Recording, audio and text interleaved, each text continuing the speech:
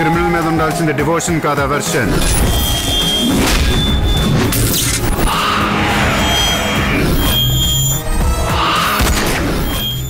So తను చాలా effort పెట్టాడు ఈ సినిమా కోసం. మన ప్రొడ్యూసర్స్ గారికి నారీ నారీ సాంగ్ చాలా ఫేవరెట్ అనుకుంటా. నేను అడుగుదాం ఒక నెక్స్ట్ క్వశ్చన్.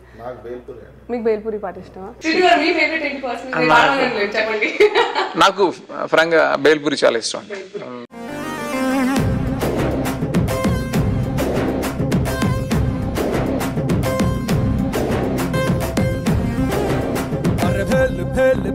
పురి భలేకున్నాదే నీ ఆవకాయ పెదవి నన్ను లాగుతున్నాదే. అరే ఆక్ పాక్ కరే పాక్ ఆట షురూ రే నువ్వు దుక్కినాక ఎక్కదమ్ము సిన్ సితారే. బేల్పూరి సాంగ్ ఆ లొకేషన్ గురించి ఐ వాంటెడ్ టు టాక్. మేము విన్నాం దట్ లదాఖ్లో ఇట్స్ హైలీ అసలు న్యాచురల్ టెంపరేచర్ కాదు అక్కడ.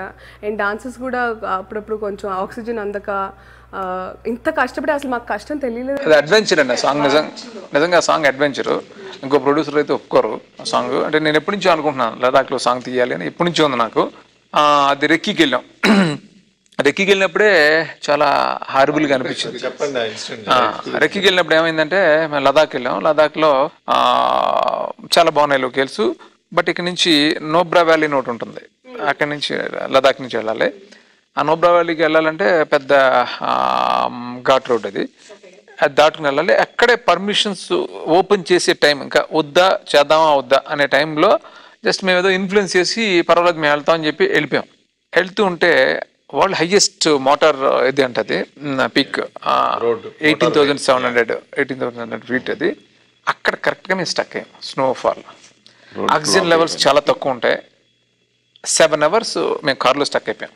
అంటే కార్ కూడా లెవెల్ ఆల్మోస్ట్ డోర్కి అక్కడ వరకు స్నో వచ్చేసింది. దిగడానికి లేదు. దిగడానికి అసలు అక్కడ ఉన్నాం, అసలు వెళ్ళిపోతాం.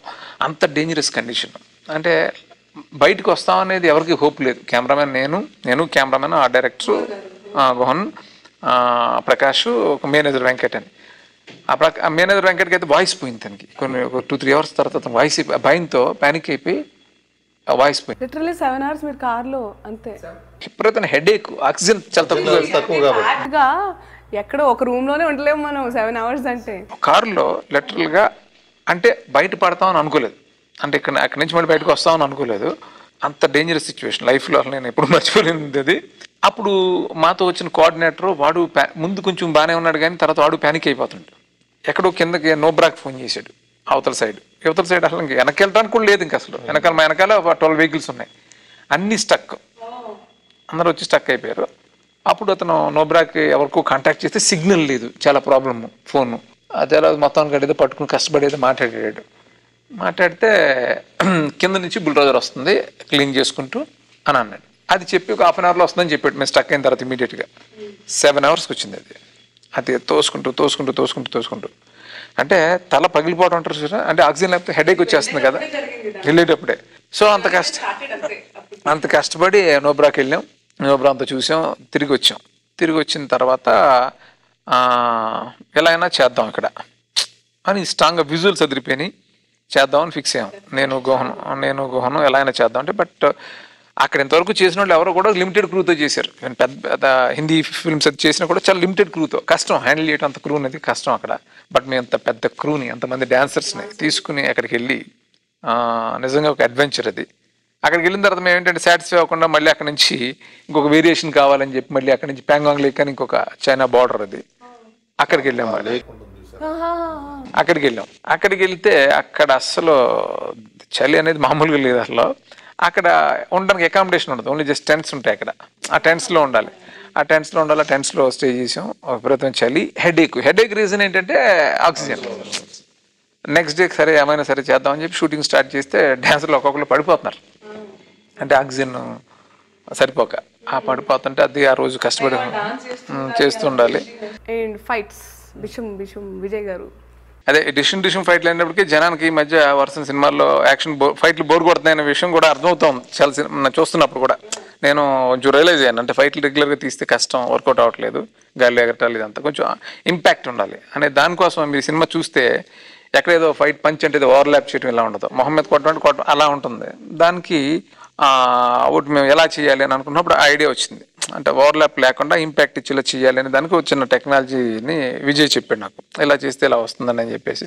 బట్ టైం టేకింగ్, అన్ని లేయరింగ్ చేయాలి. సో తను చాలా హోంవర్క్ చేసి ఈ ఫైట్లు రెగ్యులర్గా ఉండకూడదు, కొంచెం స్పెషల్గా ఉండాలి అని చాలా కష్టపడ్డాడు తను. ప్రతిదీ ఒక రెఫరెన్స్లో అనుకుని చూపించి నాకు, మేమందరం దానికి ప్రతి ఫైట్ని డిజైన్ చేసి ఒక ఇంపాక్ట్తో చేయాలి అని చేసాం. అలా మీరు చూస్తే ఫస్ట్ ఫైట్ అన్నీ కూడా ఫైట్ ఇంకా ఉంటే బాగున్నట్టే ఉంటాయి ఫైట్లు. అమ్మ ఇంకా అయిపోతే బాగున్నట్టు కాకుండా ఇంకా ఉంటే బాగున్నలాగా ఆ ఫైట్ అనిపిస్తూ ఉంటుంది.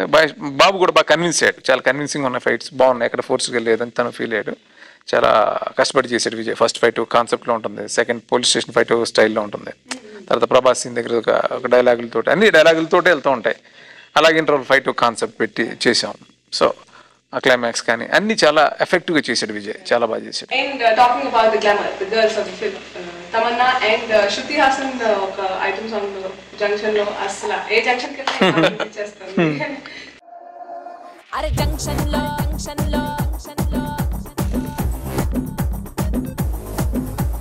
పొద్దుగా నా పేరు బొండు మల్లే, నవ్వితే నేనేమో జుంకా మల్లే. అరే జంక్షన్ లో అరే జంక్షన్ లో పొద్దుగా నా పేరు బొండు మల్లే, నవ్వితే నేనేమో జుంకా మల్లే. అరే నేనంతో ఫేమస్ ముదునే పల్లె టు ముంబై ఢిల్లీ. మదరాసి రబ్బర్ బొమ్మ, నీ ఇస్మైలు ఇస్టైలు అది రిందమ్మా, ఇక నా పక్క నీ జోడి కుదిరిందమ్మా. ఎహరాయే కేసీ బలి గుమ్మ జంక్షన్ లో, వై జంక్షన్ లో, నీ జంక్షన్ లో నా ఫంక్షన్ పడితే పిల్లో గోళ పెడతా వెతల్లో.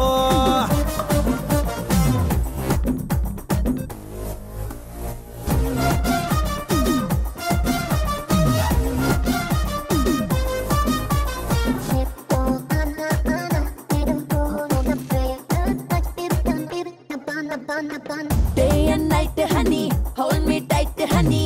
Show me lots of money, I'll make you happy.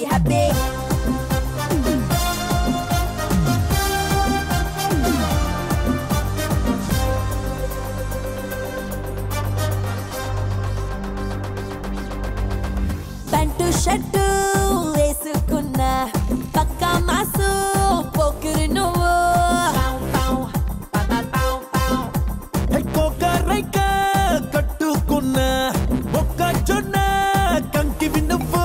ఈ చూపు ఈత ముల్లులే, నవ్వు ముంత కల్లులే. ఇప్పసార ఎస్సరుల నాటు మందు పస్సరుల, జాతరలో అత్తరుల దొరికావే నువ్విలా. జంక్షన్ లో, ఓ జంక్షన్ లో, నీ జంక్షన్ లో నా ఫంక్షన్ పడితే పిల్లో గోళ పెడతా వెతల్లో. జోడు గుర్రాల బండెక్కి వచ్చే బుళ్ళో ఊరేగింపే బళ్ళో. సో శృతి హాసన్ ని ఒక నాట్ స్పెషల్ సాంగ్ లో పెట్టుకోవడానికి గల కారణం అంటే నేను అనుకున్నాను సెకండ్ హాఫ్లో ఒక సిచ్యువేషన్ ఉంది, దానికి ఒక ఐటమ్ గర్ల్ కావాలి. అంటే ఐటమ్ గర్ల్ కావాలంటే చాలా సినిమాల్లో నేను చేశాను, ఎవరో అమ్మాయిని తీసుకొచ్చి పెడుతూ ఉంటాం కదా. అలా కాకుండా అంటే పెద్దది ఆ అమ్మాయిని పెడితే బాగుంటుంది, స్పెషల్గా ఉండాలి సినిమాకి, ఆఖరికి అన్ని స్పెషల్గా ఉండాలి అని అన్నప్పుడు నాకు శృతి హాసన్ ఐడియా వచ్చింది. ఐడియా వచ్చినప్పుడు ఇమీడియట్గా కాల్ చేశాను నేను, కాబట్టి టెక్స్ట్ పెడితే తను ఇమీడియట్ రెస్పాండ్ అయింది. రెస్పాండ్ అయితే ఇట్లాగా ఒక స్పెషల్ సాంగ్ ఫస్ట్ టైం అమ్మాయి ఇంతవరకు చేయలేదు, డెఫినెట్గా చేస్తాను సార్ అని అంది. అట్లాగా యాక్చువల్గా అదే వాళ్ళిద్దరు కాంబినేషన్ ఫస్ట్ నేనే చూపించాలని స్వార్థం కూడా నాది. అది నేను బాబుకి చెప్పాను, నేను అట్లాగా శృతి అంటే నెక్స్ట్ సినిమాలో హీరోయిన్గా చేస్తుంది కదండి చూపించాలి అంటే పాపం నేనేమన్నా తను కాదని అన్నది కదా పాపం. తను యాక్చువల్గా అయితే ఎవరన్నా హెసిటేట్ చేస్తారు, నెక్స్ట్ సినిమాలో హీరోయిన్ కదా, సరే పాపం అంటే ఏ సినిమాకి ఆ సినిమా బాబాని కన్విన్స్ చేసి పెట్టేసి అనమాట. అలాగా యా తమన్నా చాలా fantastic dancer, at same time అమ్మాయి చాలా హార్డ్ వర్కింగ్, అంటే చాలా అలాంటి కండిషన్స్లో వెరీ ప్రొఫెషనల్. అంటే ఇప్పుడు లడాఖ్లో కానీ లేకపోతే స్విట్జర్లాండ్ చలిలో భయంకరం చలిలో కూడా అమ్మాయి చాలా పేషెన్స్ కానీ ప్రొఫెషనలిజం చాలా.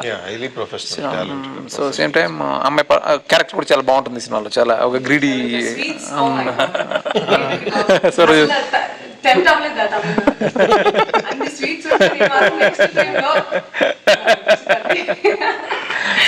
శ్రీవి గారు చూసాయి అయ్యో ఏటమ్మా అనుకునేవాళ్ళు మీరు ఎవరు అసలు టెంప్ట్ అవ్వలేదు అన్ని స్వీట్స్. Oh my god. అంటే స్వీట్స్ అంటే అందరికి నాకు ఇష్టం అండి, బట్ తినలేం కదా మొత్తం అన్ని స్వీట్స్. అవును, ఎక్కడ విజయవాడ నుంచి తెప్పించారు. Tamannaah is north Indian, basically north వాళ్ళకి స్వీట్స్ అంటే వీక్నెస్. తమన్నా ఉన్నట్టు అడిగితాను చాలా అందంగా ఉంటుంది ఆ ప్రేమ. అవునవును, చాలా బాగా చేసింది.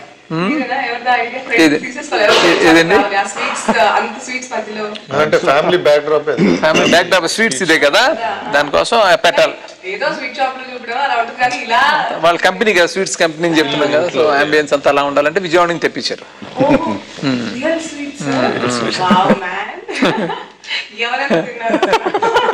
అనిల్ గారు నేను ఆనందంతో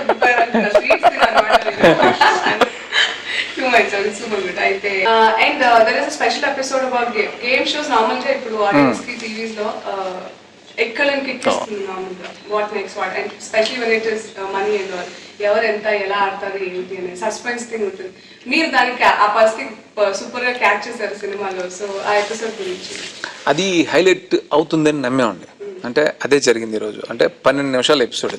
అండ్ నాకు ఒక్కటే గుర్తొచ్చింది. ఒకసారి నేను మహాబలేశ్వర దూకుడు సిట్టింగ్స్కి వెళ్ళినప్పుడు గ్యాప్లో క్యారమ్స్ ఆడేవాళ్ళం. అది ఎంత అలా వచ్చిందంటే ఓడిపోకూడదు అనేది ఒకటి స్టార్ట్ అవుతుంది కదా, నాకే ఆశ్చర్యంగా అనిపి అంత ఇది అయిపోతున్నానండి నేను. అసలు అంత అడిక్షన్ లాగా ఏంటి, గెలవాలి అంత కసిగా ఆడుతున్నానంటే నేను, అది నాకు అర్థమైంది. అది సో అది ఉంటుంది మైండ్లో అలా. అది ఎప్పుడో ఇంత గేమ్ అంటే ఇంత ఇదిగా ఉంటుందన్నమాట అనేది. ఆ తర్వాత మా రైటర్స్ ఉపేంద్ర, అనిల్, మేము కూర్చున్నప్పుడు ఒక హైలైట్ ఎపిసోడ్ చేయాలి అని అన్నప్పుడు ఈ బ్యాక్డ్రాప్ తీసుకున్నాం.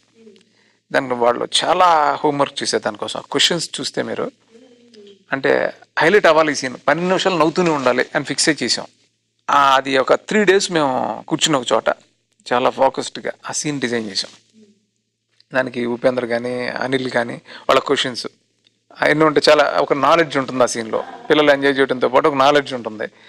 సో అలా దాని నుంచి మళ్ళీ ఒక పర్పస్లోకి తీసుకురావాలి ఆ సీన్ని. ఆ సీన్ ఊరికి ఆ సీన్లోకి కాకుండా ఆ సీన్ పర్పస్ ఏంటి, సీన్ పర్పస్ ఏంటి, ఇంత చేసి ఏం చేస్తున్నాడు అంటే వాడికి సంబంధించిన తెలుసుకోవడం కోసం ప్లే చేసాడు.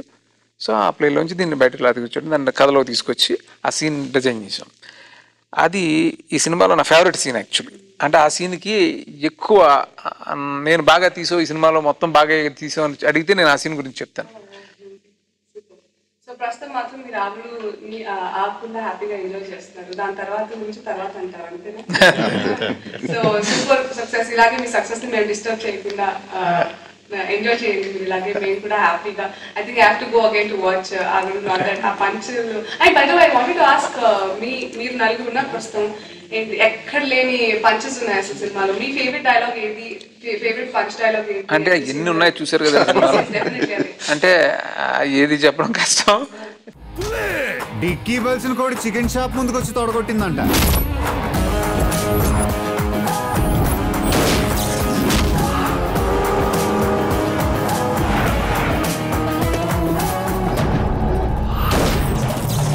అయినా నువ్వు డైలాగ్ వేస్తే కౌంటర్ రైటర్, నేను రైటర్ కాదు ఫైటర్ని. అయ్యి బాబు నాకు సినిమా డైలాగులు వచ్చేస్తానేంటి?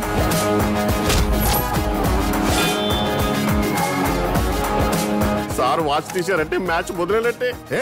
నువ్వేస్తావు. చాలా ఉన్నాయి, చాలా. అంటే ఈ సినిమా డైలాగులు చాలా బాగుండాలి అని రాసాం. అంటే చాలా కష్టపడి రాసాం. అంత ఆర్టిస్టులు అంత బాగా చెప్పారు. ప్రతి డైలాగ్కి రెస్పాన్స్ వస్తుంది. మీరు అన్నట్టు ఏంటంటే ఎక్కువ అంటే అన్ని డైలాగులు సినిమాలో మన ఎవరో ఫోన్ చేసి అన్నారు అంటే ఒక 5 సినిమాలు ఉండాల్సిన పంచులు ఈ సినిమాలో ఉన్నాయి అంటే. అటు మహేష్ విషయంలో మాత్రం నేను స్ట్రాంగ్గా ఉన్నాను ఈ సినిమా విషయంలో, ఇలా చూపించాలని ఒకటి ఫిక్స్ అయ్యాను. తను దానికి సంబంధించి ఏ షర్ట్స్ పడితే బాగుంటుంది అలా హెల్ప్ చేస్తాను.